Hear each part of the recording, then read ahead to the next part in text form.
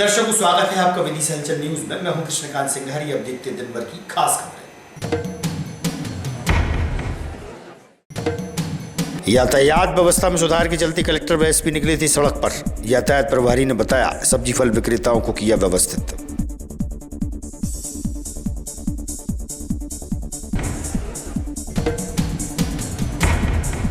ग्रामवासियों ने सरपंच की सहमति से घरों के सामने से हटाया अतिक्रमण। आवागमन में होगा सुधार।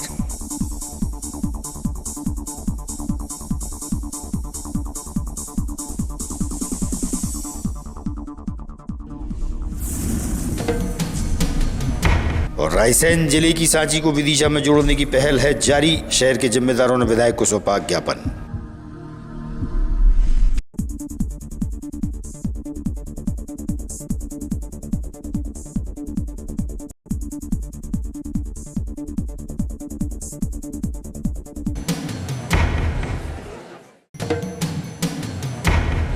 अब खबर विस्तार से। शहर की बिगड़ती यातायात व्यवस्था में सुधार के प्रयासों के चलते कलेक्टर रोशन कुमार सिंह व एसपी रोहित कासवानी द्वारा नगर का भ्रमण किया गया था।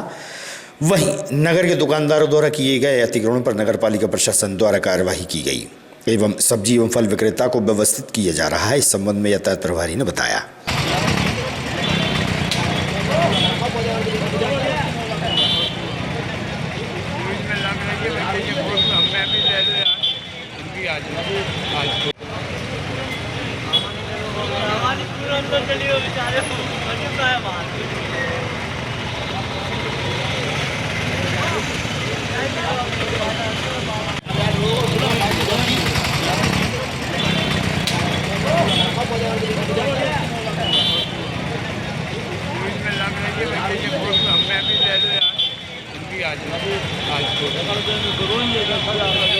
मातागंज पे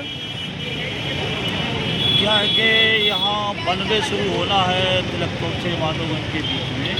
तो आज नगर पालिका और श्रीमान रेड्डी महोदय इनके साथ मिलकर तिलक चौक से लेकर माधोगंज तक जो दुकानदार रोड पर सामान फैलाए हुए थे उनको हटवाएगा, व्यवस्थित करवाएगा। जो नहीं हटाए उसको नगर पालिका अपने वाहन में लेके जब्त करके ले गई है और ऐसी निरंतर कार्रवाई जारी रहेगी। ग्राम पड़रिया में कररिया पंचायत में अतिक्रमण कर लिया गया था। काफी समय से अतिक्रमण के कारण आवागमन में असुविधाएं हो रही थी। वहीं ग्रामवासियों सरपंच की सहमति के बाद ग्रामीणों ने करीब 15 घरों से अतिक्रमण हटाने की पहल की है।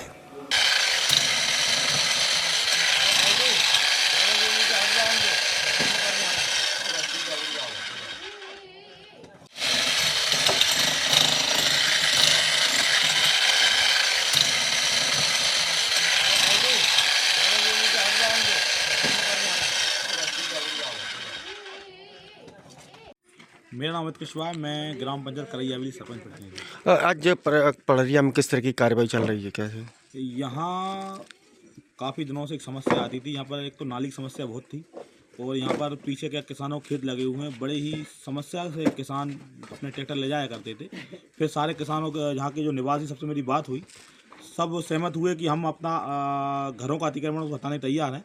सब ने सहमति से अपने घरों का अतिक्रमण हटाया और सब सहमति से यहाँ पर नाली कार्य चल रहा है। और भविष्य में यहाँ पर कभी भी किसी भी किसान को ट्रैक्टर ले जाने में, बड़े भारी वाहन ले जाने में समस्या का सामना नहीं करना। लगभग कितने अतिक्रमण घर थे मतलब जिनको? यहाँ करीब 15 से 20 घर ऐसे थे जो अतिक्रमण में बने हुए थे और सबने अपनी सहमति से घर तोड़े और नाली निर्माण के लिए निर्माण कार्य किया। शासकीय राशन विक्रेता ने बताया कि राशन उपभोक्ताओं को 1 तारीख से 30 से 31 तारीख के बीच में ही राशन लेना आवश्यक होगा। प्रतिमाह अनाज लेना होगा उपभोक्ताओं को, जिसके लिए एक टीम भी काम कर रही है। मोबाइल से संपर्क किया जाएगा, दुकान संचालक ने बताया।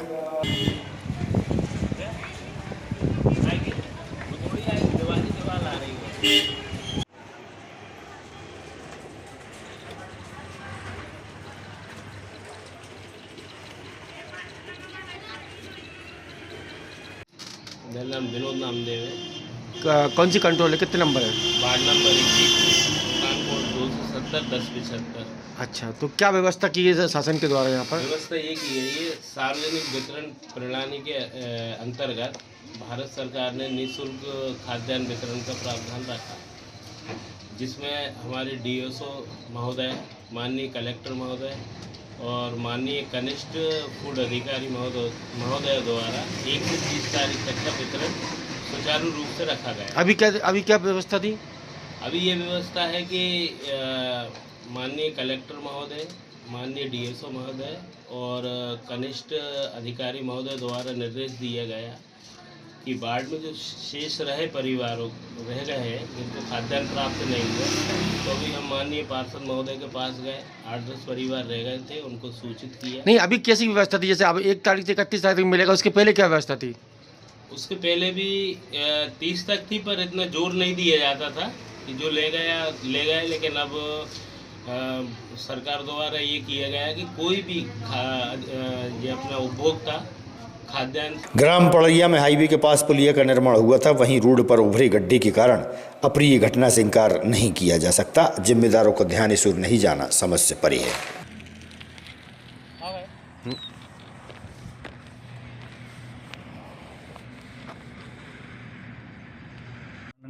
कहाँ रहते हैं आप?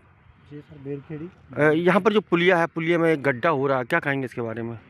सर, बेहद परेशानी है। बच्चे भी निकलते हैं स्कूल से, आम आदमी लोग आते जाते हैं, गड्ढे में गिरने का डर है ही। कितने महीनों से ये दिक्कत है आपको? बहुत दिन से, करीब 1 आध साल होने जा रहा होगा। 1 साल से हो गया? हाँ। तो आपने शिकायत वगैरह नहीं किया इसमें? शिकायत सर होती ही है तो कुछ होता ही नहीं है। अच्छा। ऐतिहासिक स्थल के नाम से विख्यात सांची को विदिशा जिले में जोड़ने की कवायद चल रही है। रायसेन से विदिशा जिले में जोड़ने की प्रक्रिया की जा रही है। इसी संबंध में सनातन श्री हिंदुत्व समिति के अध्यक्ष नितिन माहेश्वरी के साथ टीम ने विधायक मुकेश टंडन को आवेदन दिया है। सांची को विदिशा में जोड़ने के लिए आंदोलन करने की बात भी कही। सांची को विदिशा में शामिल करने की बात सरकार और आम जनता कर रही है, और सनातन श्री हिंदुत्व समिति उसके क्या रूप में देखती है, क्या मानती है? जैसे तो कल मैंने विधायक जी को ज्ञापन भी दिया है और उनसे माननीय मुख्यमंत्री जी से निवेदन करने वो बोला है कि आप विदिशा को सांची से जोड़ा जाए, क्योंकि सांची एक धर्म की बहुत बड़ी नगरी है और भगवान बुद्ध की, और वहाँ पर जो कि देश नहीं पूरे विदेश से लोग आते हैं और उनको धर्म का लाभ मिलता है। क्योंकि विदिशा और सांची लगभग बराबर सीमा पर ही है, और अगर ये जुड़ जाता है तो उन धार्मिक लोगों को बहुत सुविधाएं मिलेंगी, और विदिशा का प्लस सांची का दोनों का जो विकास होगा, और जो धर्म का लोगों को आस्था का केंद्र है लोगों की सांची, उनको बहुत लाभ मिलेगा। इसीलिए आज हम सब लोग हम एक आंदोलन भी करने जा रहे हैं, जिसमें विदिशा सांची एक आंदोलन चलेगा। उसमें यहाँ से पद यात्रा करेंगे, और जब तक ये एक नहीं होता हम आंदोलन करते रहेंगे।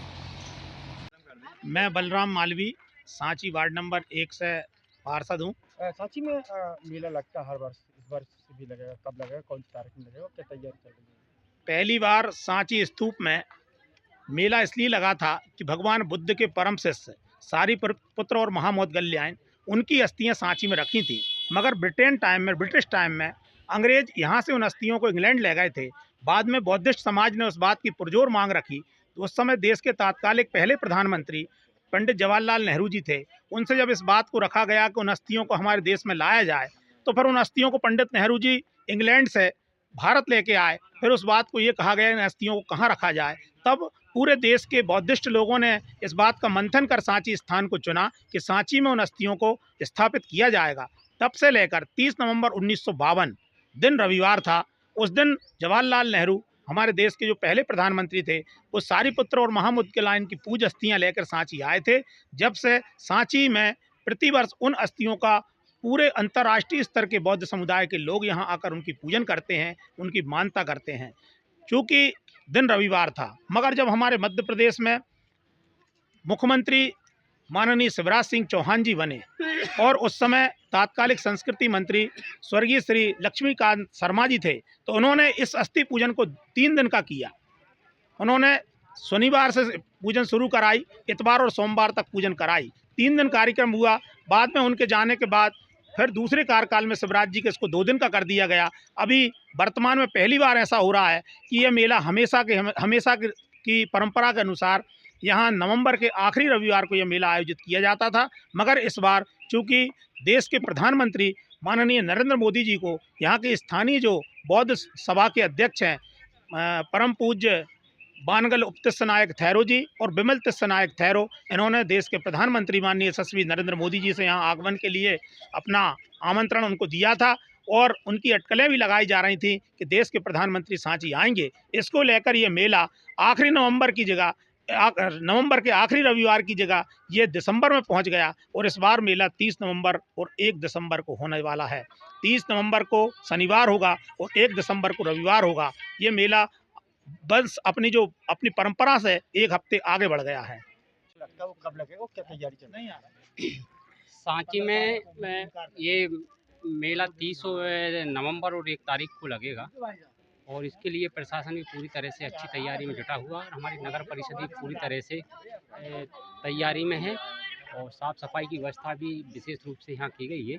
मेले में किसी प्रकार के क्यों विदेशी पर्यटक आते हैं, बाहर के अनुयायी यहाँ पे आते हैं, तो उन्हें किसी प्रकार की अव्यवस्था ना हो, इस बारे में पूरी नगर परिषद भी अपने तरीके से काम कर रही है और जिला प्रशासन भी अपने तरीके से काम कर रही है। कोठारी जी, सांची को जो मध्य प्रदेश सरकार ने परिश्रमण किया, उसमें सांची को जोड़ने की बात चल रही है, क्या देखते हैं आप उसको?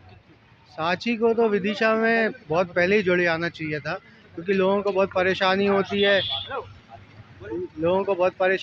है। सांची के पास जिनकी ज़मीनें हैं उन्हें रायसेन जाना पड़ता है मुख्यालय में।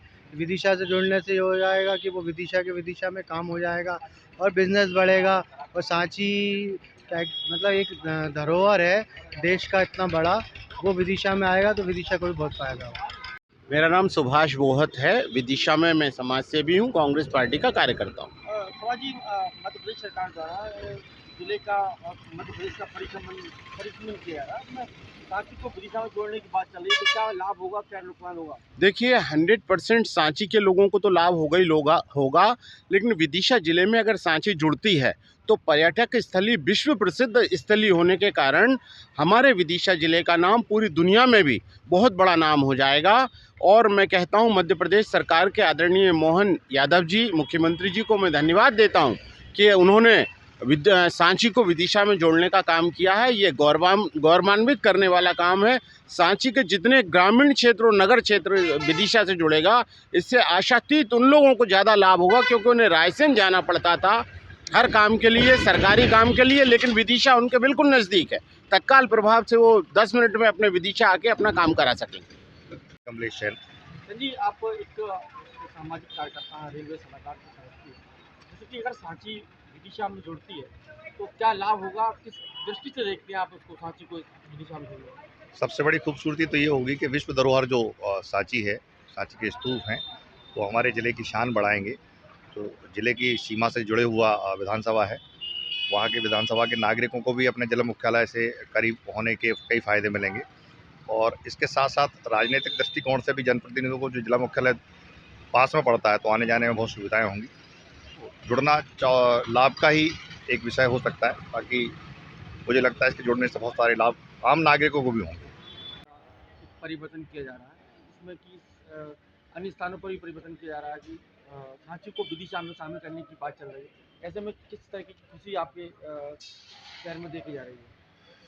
देखिए, एक तो वर्तमान में सांची और विदिशा लगभग एक ही हो गए हैं। आपको लगता ही नहीं है कि हम आज से 10-15 साल पहले जाएँ तो लगता था कि भाई एक 10 किलोमीटर की दूरी है, लेकिन अब हमारे शहर के अच्छे बड़े बड़े होटल्स उस तरफ खुल गए हैं और सांची और विदिशा एक ही हो गया है। और सांची से जो दूरी रायसेन की है वो लगभग 25 से 30 किलोमीटर की है और विदिशा में अब कोई नहीं के बराबर दूरी है। तो सबसे पहली बात है कि एक बहुत बड़ा जो कि हमारा पुरातत्व की धरोहर है, सम्राट अशोक एक बुद्ध की नगरी है, वो हमारे इस ज़िले में जुड़ जाएगी तो एक हमारे ज़िले का गौरव भी बढ़ेगा, साथ ही साथ सांची के लोगों को भी लाभ होगा। दूसरी बात कि उसके आसपास की जितनी ज़मीनें हैं, उनके जो किसान हैं, उनको बेवजह रायसेन ज़िले जाना पड़ता है, उससे भी लाभ होगा कि वो यहीं के यहीं बगल के 5 किलोमीटर दूर तहसील में आकर अपना काम अच्छी तरीके से कर सकेंगे। निश्चित तौर से ये कदम बहुत अच्छा है, भविष्य के लिए भी अच्छा है और पुरातत्व की दृष्टि से, बौद्ध धर्म की दृष्टि से भी बहुत अच्छा है। इससे विकास के कई रास्ते भी खुलेंगे। उनको जो सुविधाएं अभी रायसेन ज़िले में मिलती हैं वो विदिशा ज़िले में मिलने लगेंगी। तो निश्चित तौर से ये एक सरकार का बहुत अच्छा कदम है। सांची को विदिशा में मिलाने की जो पहल चल रही है, बात चल रही है, उससे क्या फ़ायदा होगा, क्या देख रहे हैं आप? विदिशा जिले में यदि सांची विदिशा में सम्मिलित होती है तो निश्चित ही इससे विदिशा जिले के लिए और सांची के लिए बहुत लाभप्रद है, क्योंकि वहाँ की अधिकतर लोग सांची से विदिशा अप डाउन करते हैं, क्योंकि विदिशा सम्राट अशोक की ससुराल है और प्राचीन सांची में जो बौद्ध जी की मूर्तियां हैं उसके आसपास के लोग, क्योंकि रायसेन जिला काफ़ी दूर है और विदिशा 8-10 किलोमीटर है, तो हम जिला कांग्रेस कमेटी की ओर से विदिशा जनपद पंचायत की ओर से हम मांग करते हैं कि सांची को विदिशा में मिलना बहुत अति आवश्यक है। इससे कई उद्योग भी यहाँ आ सकते हैं। मध्य प्रदेश शासन से हम मांग करते हैं कि विदिशा जिले में, और आदरणीय केंद्रीय मंत्री शिवराज सिंह से मैं मांग करता हूँ कि विदिशा को सांची में सम्मिलित करना बहुत अभी आवश्यक है। यही मेरी मांग है। पूर्व पार्षद राजेश राय हूँ।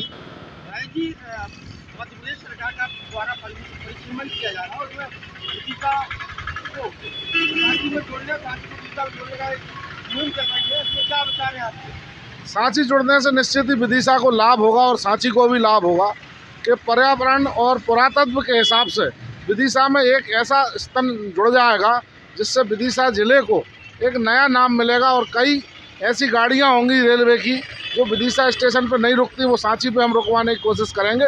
उससे निश्चित ही विदिशा को फायदा होगा, ऐसा मेरा मानना है। एडवोकेट कौशल किशोर माझी।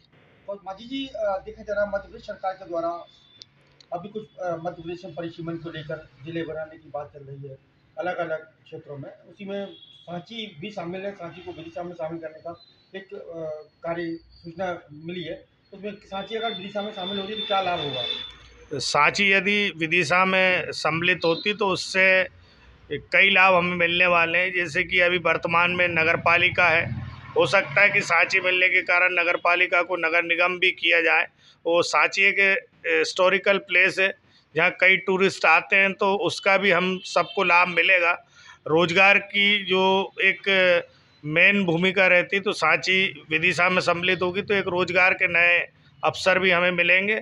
और चूँकि सांची विदिशा में आने से दो लाभ जो बड़े लाभ होने वाले हैं, वो सबसे बड़ा लाभ तो ये है कि एक हिस्टोरिकल प्लेस हमें विरासत की जो कई समय से रायसेन ज़िले में थी वो विदिशा ज़िले में आएगी।